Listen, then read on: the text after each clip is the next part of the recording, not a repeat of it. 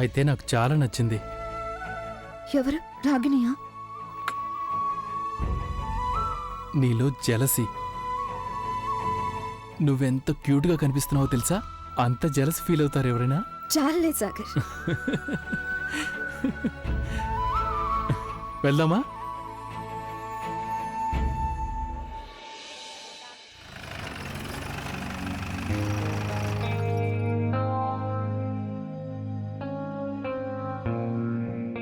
రానన్నా, జాగ్రత్తగా చూసుకో. ఉఫ్. రోహిత్ రారా. Hello uncle. నేను ఎప్పటి నుంచో నీకోసం ఎదురు చూస్తున్నాను. రోహిత్, నువ్వు ఈ ఊరు వదిలి వెళ్ళిపోయిన దగ్గర నుంచి అప్పట్నుంచి సాగర్, గంగ రాగిణిని చాలా మిస్ అయ్యారు. అవును, అలాగే తను కూడా వాళ్ళిద్దరినీ చాలా మిస్ అయింది. ఇక్కడికి ఏదైనా పని మీద వచ్చావా? అవును, ఈ నెలలోనే ఒక మహాపూజ జరిపించాలి మా పూర్వీకుల పేరిట. అందుకెలాగో వచ్చేవాణ్ణి. కానీ సాగర్ రాగిణీలు పట్టుబట్టేసరికి నేను కొంచెం ముందుగానే వచ్చాను. రాగిణి తన చిన్ననాటి స్నేహితులతో ఉన్నట్టయితే నాకు కూడా సంతోషంగా ఉంటుంది. అందుకే నేను ఇక్కడికి వచ్చేసాను. చాలా మంచి పని చేసావు నువ్వు.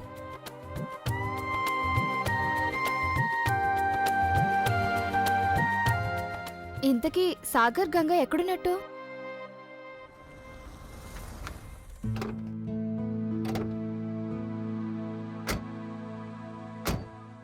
ఆగక్కడే ఆగు.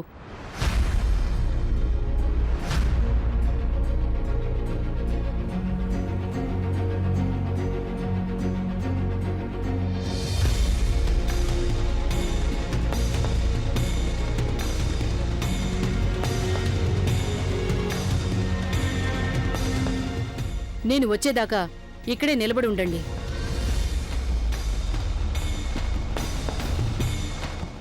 గంగా, మీరిద్దరూ ఏం చేశారని అమ్మగారు మీ ఇద్దరిని లోపలికి రాకుండా ఆగమన్నారు?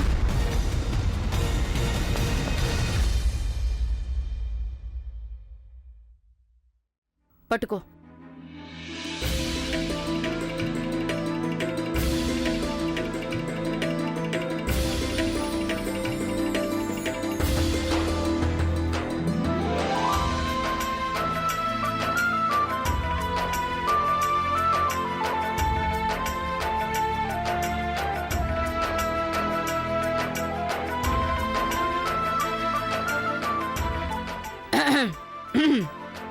నిరంజన్, నేను నిర్ణయం చేశాను. వీళ్ళిద్దరికీ పెళ్లి చేయాలి.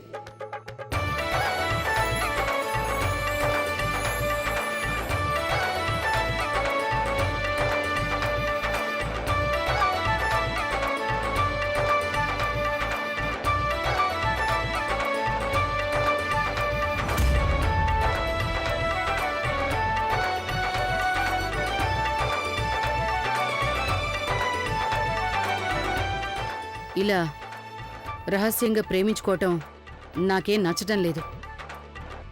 ఇలాంటి సిగ్గులేని తనం నేనెంత మాత్రం సహించేది లేదు. కోడలా, మంచి ముహూర్తం పెట్టించి వీళ్ళిద్దరికీ పెళ్లి చేయించు.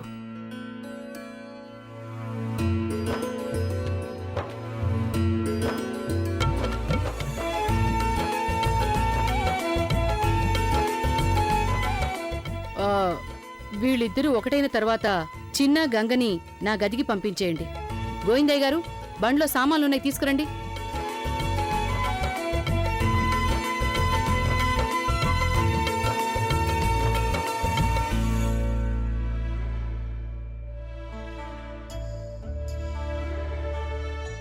అరే రే, గాడ్ బ్లెస్ యూ.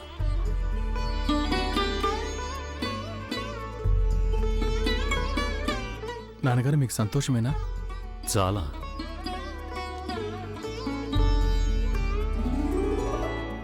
నాకు చాలా సంతోషంగా ఉంది. ఇది ఎప్పుడో జరగాల్సిన పని ఫైనల్గా అమ్మ ఎంతో ఆనందంగా అంగీకరించటంతో జరిగిపోతుంది. ఇంతకంటే సంతోషం ఏముంటుంది?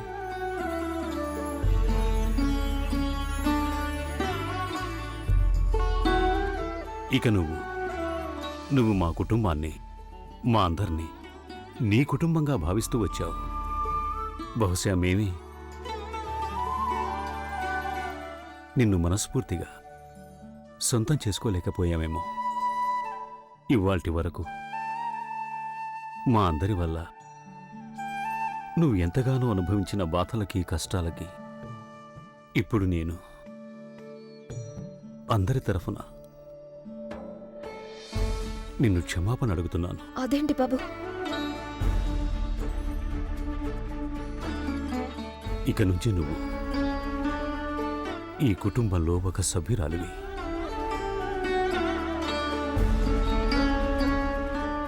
Welcome to the family.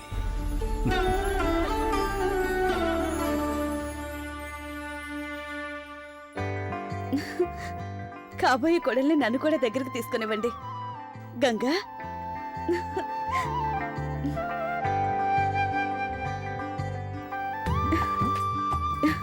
ఎప్పుడు సంతోషంగా ఉండు. అరే చిరంజీవ, మీ ఇద్దరు ఎప్పుడు ఆనందంగా ఉండాలి. మీ జంట నిరంతరం కళకళలాడుతూ ఉండాలి. అత్తయ్య గారు హఠాత్తుగా ఇంత మంచి వార్త చెప్పారు. లేదంటే నేను చాలా గ్రాండ్ గా ఏర్పాట్లు చేసేదాన్ని, నా కాబోయే కోడలకి, కొడుక్కి. ఇప్పుడు మాత్రం ఏమైంది మాధవి? పెళ్లి ఘనంగా జరిపించచ్చు. ఆ సంగతి వేరే చెప్పాలా? గంగా, ఇదిగో. చిన్నమ్మ, అరే, ఇవి నేను మీ బాబుగారిస్తున్న కానుక. ఆచారం ప్రకారం ఇస్తున్నాను. ఇవన్నీ ఎందుకు చిన్నమ్మ గారు? అరే, ఇక నువ్వు నన్ను ప్రశ్నలు అడగకూడదు. నేను నీ కాబోయే అత్తయ్యని. ఇక మీద నేను ఎలా చెప్తే నువ్వు అలా చెయ్యాలి. తన అవన్నీ అర్థమైందా? ఏమీ చేయదు మమ్మీ, ఏమీ చేయదు. మీరు తన చేత్తో వంట చేయించాలి, ఉమ్, కాళ్ళు పట్టించుకోవాలి, ఆ, అలాగే తలకి మసాజ్ కూడా చేయించుకోవాలి. ఆ పనులన్నీ తనతో తప్పకుండా తను పనేం చేయిస్తాను. చేయదు, సరేనా? హాయిగా పడుకుంటుంది. ఈ సందర్భంలో మీరు నోరు తీపి చేసుకోవడానికి ఇంట్లో బెల్లం మాత్రమే ఉంది. థ్యాంక్ యూ గోవిందయ్య గారు. దాందే ఉందిలే, పెళ్లికి నేను ఎన్నో మిఠాయిలు తీసుకొస్తాను. ఆ,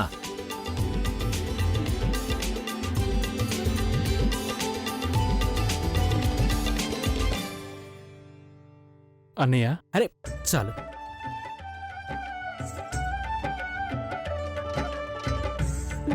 I'm so happy for you. చిన్ననాటి స్నేహితులు పెద్దయ్యాక లైఫ్ పార్ట్నర్స్ అవుతున్నారు ఇప్పుడు. ఎందుకంటే సంతోషించవలసింది ఏముంటుంది?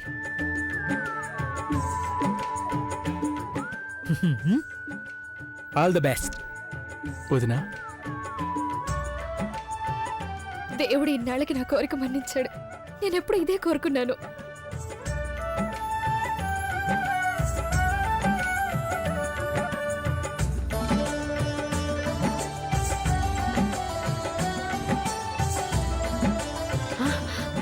అరే,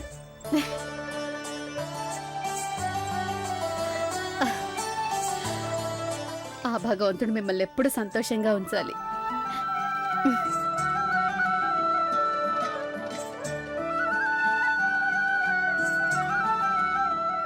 అరే చాలు చాలు, సంతోషంగా ఉండండి. మీకు తెలుసా, ఇప్పుడు నాకెంతో సంతోషంగా ఉంది. ఎవరి దిష్టి తగలకూడదు.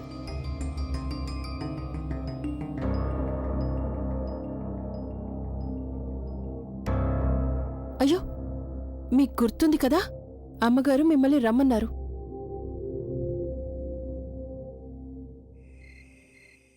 ఇదంతా శాలిగ్రాముడు దయసుధా. మొత్తానికి నా బుర్ర పనిచేసింది. నానమ్మా, నువ్వు రమ్మన్నావు కదూ. లోపలికి రా.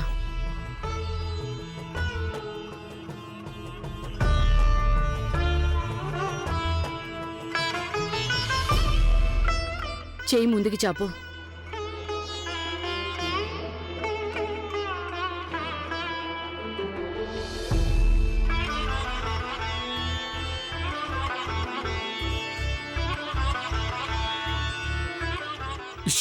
Sorry sorry.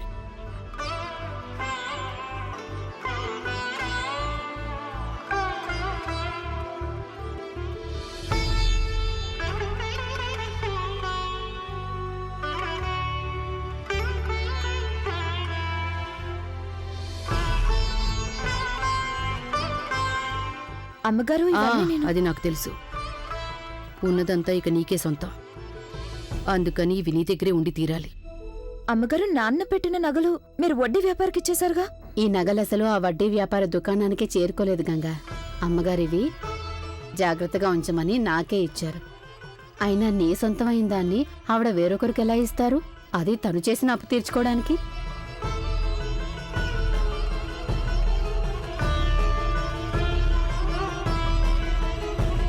కానీ అమ్మగారు చాలు చాలు, ఇక నువ్వేం మాట్లాడకూడదు. నేను చేయవలసిన పని చేశాను నేను. ఈ నగలు నువ్వు నీ పెళ్లికి పెట్టుకోవాలిగా. సరే సరే, వెళ్ళండి, మీ ఇద్దరు ఇక్కడి నుంచి వెళ్ళండి.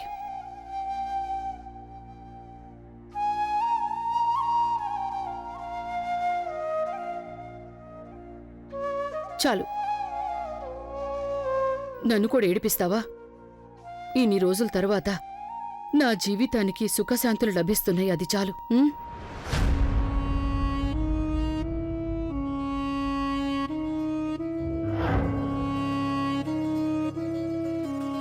నువ్వెందుకు ఇంకా ఇక్కడే నిలబడున్నావు? వెళ్ళు, వెళ్ళండి, మీ ఇద్దరు ఇక్కడి నుంచి వెళ్ళు. తనని తీసుకెళ్ళు.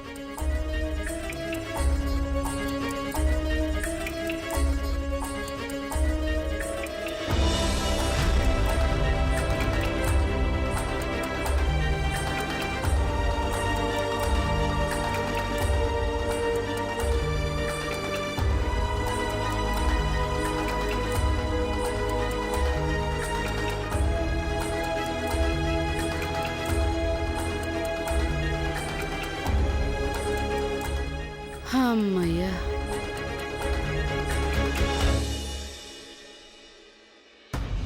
అమ్మగారు, మీరిలా చేస్తున్నారేంటి? సాగర్ పెళ్లి ఆ పిల్లతోనా జరిపిస్తారు? పెద్ద ఘోరం జరిగిపోతుంది అమ్మగారు, చాలా పెద్ద ఘోరం జరిగిపోతుంది. మీకు తెలుసు కదా, ఆ పిల్ల ఒక వితంతువు. ఒకప్పుడు వితంతువు. చూడు ప్రభావతి, గతంలో వితంతువే.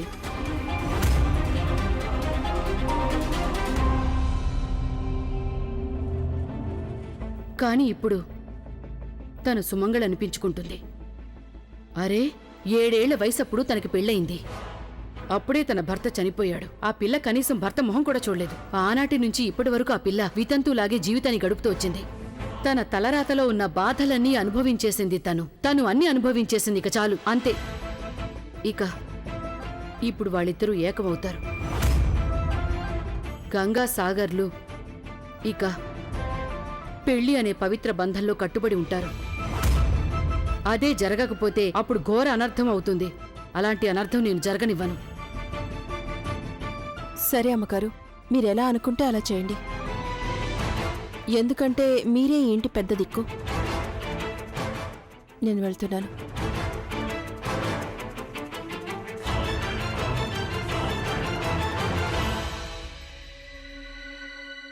నేను వెళ్ళొస్తానమ్మగారు.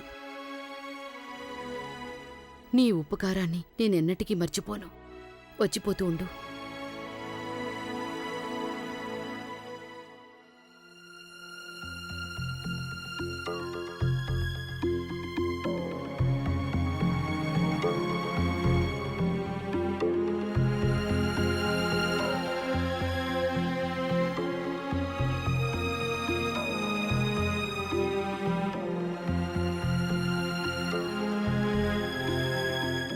నేనిప్పటికీ నమ్మలేకపోతున్నాను. ఇంకెవరైనా చెప్పుంటే వేరే విధంగా ఉండేది. కానీ నువ్వే గంగకి సాగర్కి పెళ్లి చేయాలనుకుంటుంటే నాకు చాలా సంతోషంగానూ ఉంది, ఆశ్చర్యంగానూ ఉంది. హఠాత్తుగా ఇలాంటి నిర్ణయం తీసుకున్నావేంటమ్మా? నేను ఈ విషయం తర్జన భర్జన పడుతూనే ఉన్నాను. కానీ కొన్నాళ్లుగా మన ఇంట్లో జరుగుతున్న సంఘటనలు చూసిన తర్వాత నేను నిర్ణయించుకున్నాను.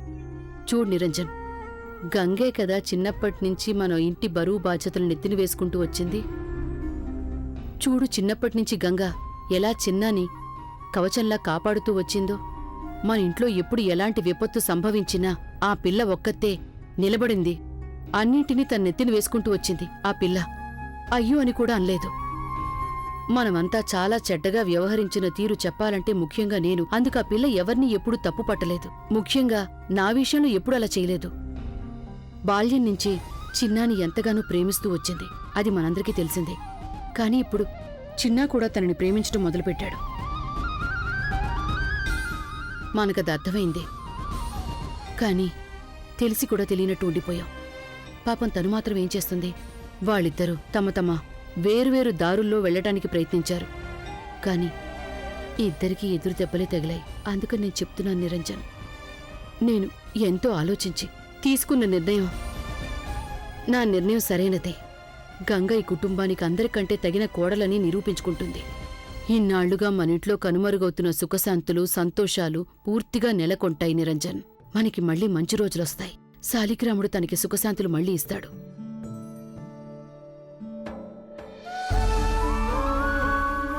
అంతే కదా నిరంజన్, అన్నీ సర్దుకుపోతాయి. ఇక మీదట ఎవరి దిష్టి తగలకుండా ఉంటే చాలు.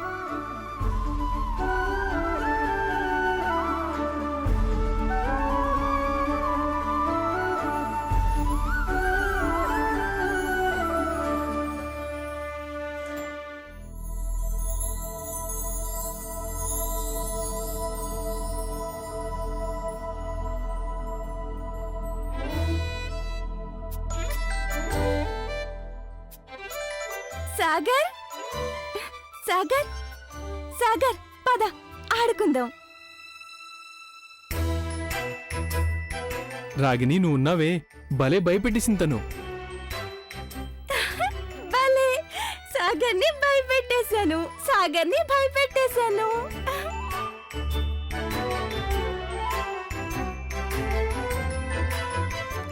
ఏంటవి?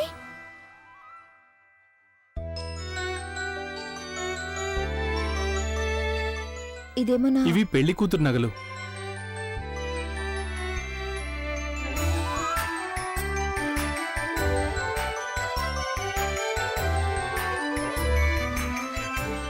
చిన్నబాబు గారు, ఉమ్. చిన్నబాబు గారు, భోజనాలు సిద్ధం. అందరూ మిమ్మల్ని కిందకి రమ్మంటున్నారు. తల్లి గంగా, నువ్వు కూడా. అలాగే, సరే పద భోంచేద్దాం. లేదు, వద్దు. తర్వాత నీకు భోజనం అక్కర్లేదా? సరే అయితే మేమిద్దరం తినేసిరామా? గో. కమ్, అవి ఇక్కడే ఉంచు.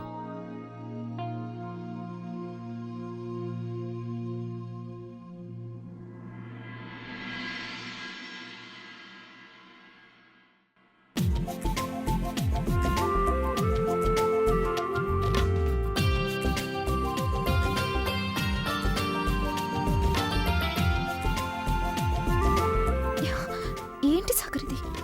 Kiss me. ఏంటి సాగర్, నువ్వు? నాకొక ముద్దు కావాలి ఇప్పుడే. నీకైనా పిచ్చా? అసలు ఏం అడుగుతున్నావు నువ్వు? వదలు ప్లీజ్ సాగర్. గంగా, నువ్వు నన్ను కిస్ చేయకపోతే నేను నిన్ను వెళ్ళనివ్వను.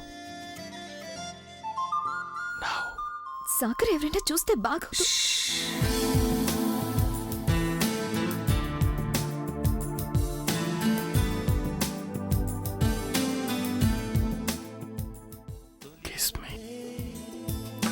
తీయనిది ఆదాహం, తీరనిది కాలంలా కరిగిపోనిది, ప్రాణంలా తిరిగిపోదది.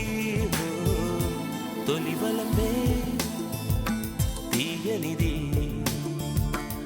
ఆదాహం. గంగా, సాగర్, ఇంకా రాలేదేంటి? భోజనానికి వచ్చేయండి.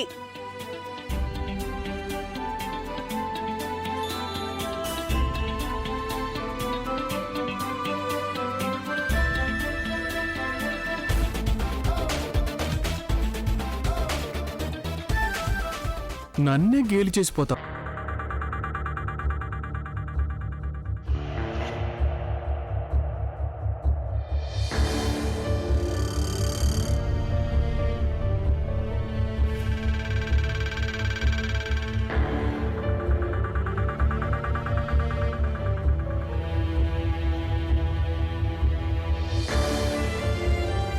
సాగర్ పెళ్లి కూతురివి కదా అంటే నావే.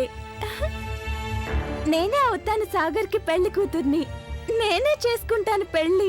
నాతోనే సాగర్కి పెళ్ళవుతుంది. నేనే పెళ్లి కూతుర్ని. ఓహ్, అంటే ఈ పిచ్చిది సాగర్ని పెళ్లి చేసుకోవాలనుకుంటుందా? భలే ఉందే. ప్రభా, నువ్వేం కష్టపడకుండానే ఆయుధాలు దొరుకుతాయి. ఇక చూసుకో గంగా, సాగర్ని పెళ్లి చేసుకోవాలనే నీ కలని నేనెలా చిన్న భిన్నం చేస్తానో.